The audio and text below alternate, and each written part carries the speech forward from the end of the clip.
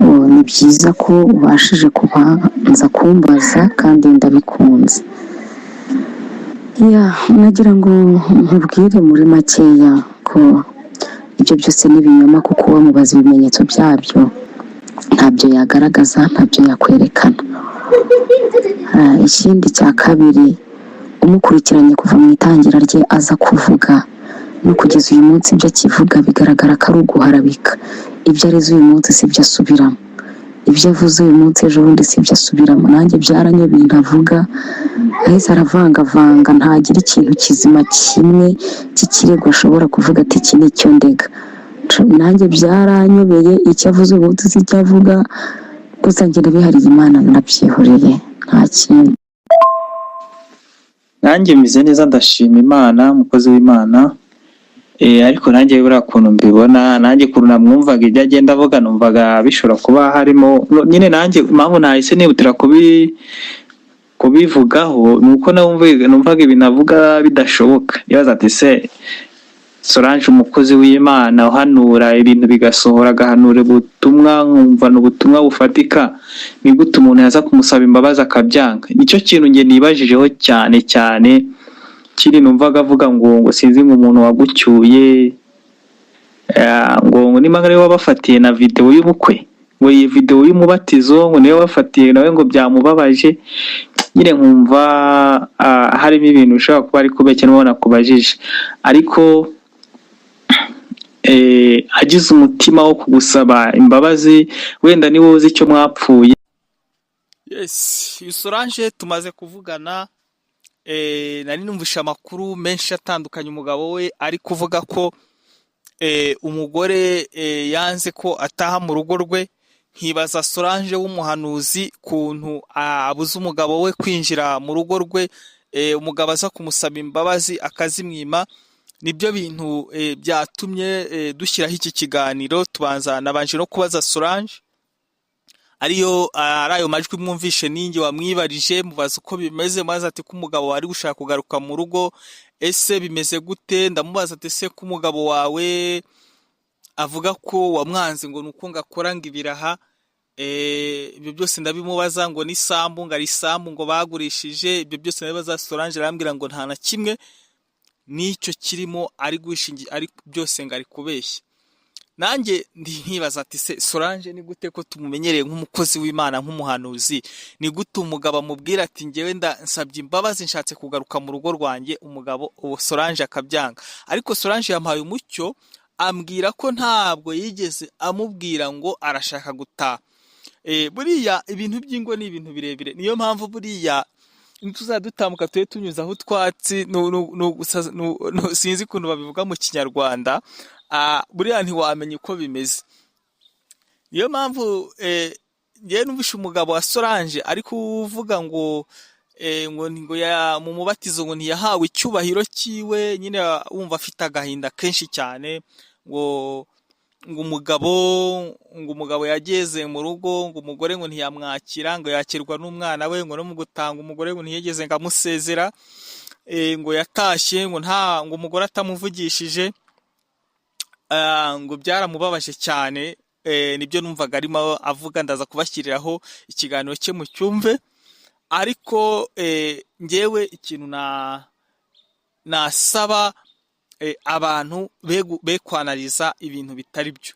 Nabonye nk'umunyamakuru wari urimo amubaza, numvaga mbera nk'uri kubyanariza nk'ibintu byabaye.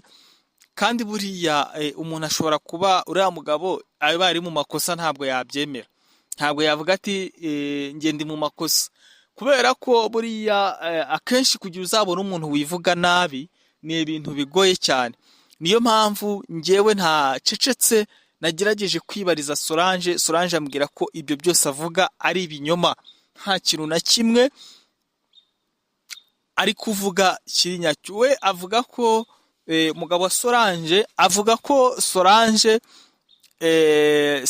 ngo bagiye ku rusengero, ariko nawe afitemo akantu ko kubeshya, nubwo avuze ngo ashaka kujya mu rugo, kuko ngo pasiteri yaramubwiye ngo nagende ajye kumucyura. Ngo we ngo aravuga ati se ngo najya gucyura umuntu gute kandi atiregeza ajya iwabo? urumva nawe nubwo yigira mwiza, umugabo wa Solange nawe bigaragare ko harimo akantu. None se umugore ntabereho kumucyura? Niba byarabaye ngombwa ko umugabo batandukana n'umugore, umugabo ni inshingano ze zo kujya gucyura umugore.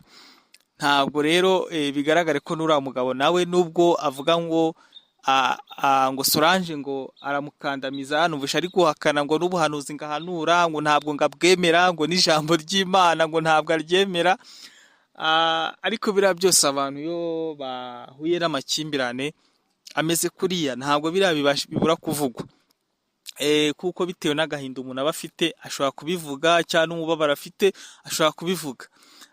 Ariko njyewe ikintu nicyo nabwiraga abantu bari kwanariza ngo Solange ngo ni mubi, ngo yanze ngo ko umugabo we ataha. Abantu nibatekereze kabiri mbere yuko batangaza inkuru. Solange ntabwo yigeze yanga ko umugabo we ataha mu rugo. Solange ntabwo yigeze ananiza umugabo we ko batabana, ahubwo umugabo we niwe uri gufunga umutwe. Yanze ko nyine ari ibintu ni twa tuntu nyine two kwihagararaho kw'abagabo, bumva ati ngewe gutya, ngewe gutya na gutya. Ariko iyo urebye ibintu byinshi umugabo wa Solange ari kuvuga, akenshi ngewe ndumva harimo ibinyoma. Na Solange ntitwamuvugira 100%, ariko akenshi n'umugabo we nawe ari mu mafuti, kuko ntabwo wambwira ngo umugore ngo yanze ngo kumucyura. Ese gute abantu babyaranye abana bangana kuriya, ubundi ubwo umugore yaba yishingikirije kuki? Solange ni umukozi w'Imana, ngiye mwemera nk'umukozi w'Imana, mwemera nk'umuntu ufite ubutumwa bwiza bwa Kristo. Niyo mpamvu Solange ntabwo ngiye naramubaje, Solange ko nzi ko uri umukozi w'Imana, nziko nabanje mfata iyo video ndayimwoherereza y'uwo mudamu, narayifashe ndayimwohereza, ndavuga ati banza wumve banje kugira ngire icyo mvuga kuri ibi bintu. Aranshimira, muraza kubyumva muri ya record yampaye, maza kubyumva ko yanshimiye ati ko wenda kubashe kumbaza ko nge sinyabasha kuvuga ku bintu ntafitiye amakuru afatika. Nuko rero uriya mugabo ngewe icyo namusaba nuko yasubira mu rugo rwiwe, kuko Solange ntabwo yamwangiye gutaha, nubwo ari kwitwaza ngo Solange ngo yamwangiye gutaha ngo n'ibiki byose. Numva avuga ngo ari amakobyi twazo nzisha ngo Solange ngo baramucyuye, ngo afite ngo umuntu ngo umufatira ama video ngo niwe ngo wamucyuye, ngo ni nayo ngo ni nayo ngo wari uyoboye ngo umubatizo w'abana be, ngo byaramubabaje cyane. Ariko so kibaza, wafata kamera ukifatira ibiganiro bigashoboka? Ese wakora ikirori ukifashije? Biriya byose uriya mugabo navuga ko ari satani iri kugenda ishaka kumuhuza urugo rwe. Solange numva umutima ukeye, arashaka ko umugabo we ataha bagasubirana, urugo rukagenda neza. Ariko ntabwo numva impamvu iri kubitera kugira ngo umugabo azane impamvu zitari kuri Solange. Solange ni umukozi w'Imana, Solange ni umuntu w'Imana, Solange ari mu bahanuzi bataravangirwa. Ahubwo ngiye mbona kenshi umuntu yakorera Imana agenda ahura n'ibigeragezo. Buriya Solange kubwo gukorera Imana atiganda, kubwo gukorera Imana nta buryarya, satani buriya n'ifu haba yagize agashaka kuzana ibintu bimubuza amahoro binyuze ku mugabo. Ariko ngi icyo nabwira Solange nakomere. Icyo namusabye naramubwiye ati umugabo nakubwira ko ashaka kuza mu rugo rwe ntuzamubuze. Ariko nawe arambwira ati ibyo bintu ntabwo byigeze bibaho. Ariko ngiye mbona ari imijugujugu satani ari gutera Solange. Niyo mpamvu ngewe icyo nsaba Imana ifashe Solange imukomereze mu maboko, kuko Solange afite ubuhanuzi bukomeye. Solange Imana imuhagurukije mu bihe bikomeye, nubwo abantu benshi batangiye kumutera amabuye ngo ubuhanuzi ahanura ngo ni gute ari guhanura ngo umugabo ari kurira. Buriya abantu ari gihe bavugira ibintu mu kirere, ari kurira se uzi kiri gutuma icyatumye batandukana? Ushobora gusanga umuba ari umugabo, ushobora gusanga umuba ari Solange. Niyo mpamvu nta numwe twavuga ngo uyu n'uyu byagenze gute. Imana ishimwe, kandi Imana yo mu ijuru icyo mbasabiye yongera ibahuze mu izina rya Yesu. Imigozi iri gutandukanya Solange n'umugabo, iyo migozi ndayica mu izina rya Yesu Kristo, kubera ko iyo mbonye umukozi w'Imana iyo mbonye umukozi w'Imana nk'uriya atandukana n'umugabo numva ari ibintu bibabaje cyane, kuko satani mu kintu ari gutegera abakozi b'Imana ari kubategera ku kintu cy'ingo, ugasanga umuntu agize urugo ari umukozi w'Imana ariko kugira rubashe kuba ruzima ugasanga bibaye ibibazo bikomeye cyane. Niyo mpamvu nsabire Imana Solange imwambika imbaraga mu izina rya Yesu zo kwihangana, kandi ndizera ko Imana iri kumwe nawe, kandi ndizera ko uriya mugabo nimba n'imbaraga bagiye bamuteza, ari umugore nabonye uri kumwagisera ngo ibiki, ariko buriya rero abantu ntituri beza. Uri umunyamakuru uri gukora inkuru ariko urimo uragisera ngo umugabo ngo ibiki n'ibiki, ngo waragowe, ngo ibiki n'ibiki, yaragowe. Abantu bundi ari bo bagira uruhare mu kugira ingo zisenyuke.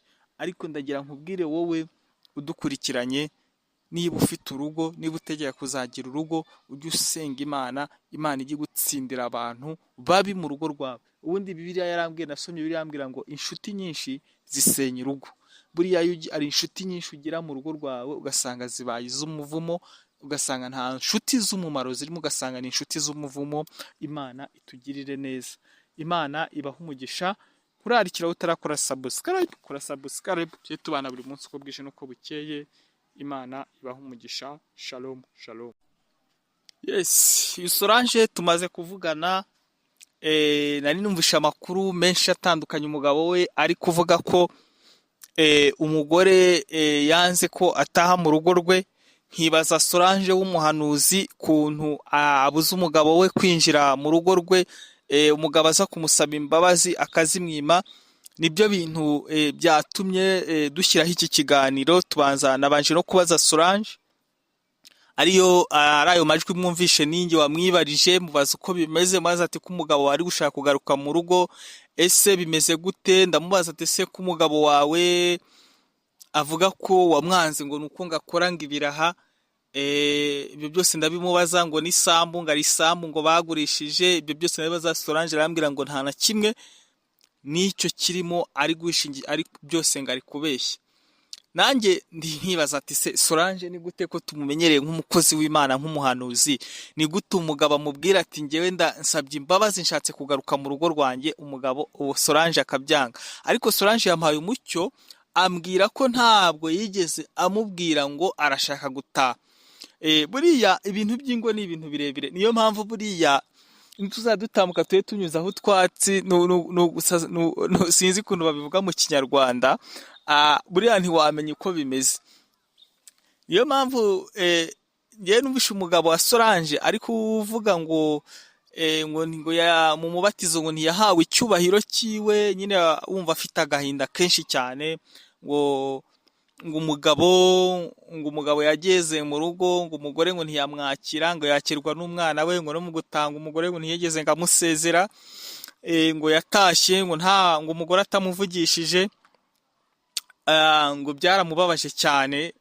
Nibyo numvaga arimo avuga. Ndaza kubashyiriraho ikiganiro cye mu cyumve. Ariko ngewe ikintu nasaba abantu be kwanariza ibintu bitari byo. Nabonye nk'umunyamakuru wari urimo amubaza, numvaga mbera nk'uri kubyanariza nk'ibintu byabaye.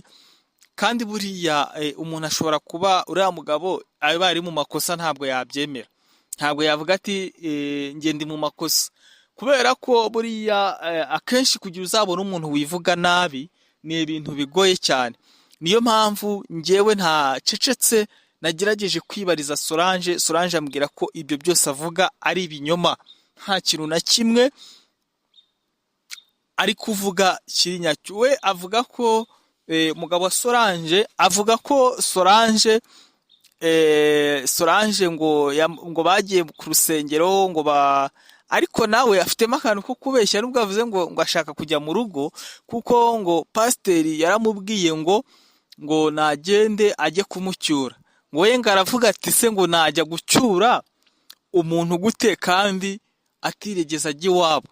Urumva nawe nubwo yigira mwiza, umugabo wa Solange nawe bigaragare ko harimo akantu.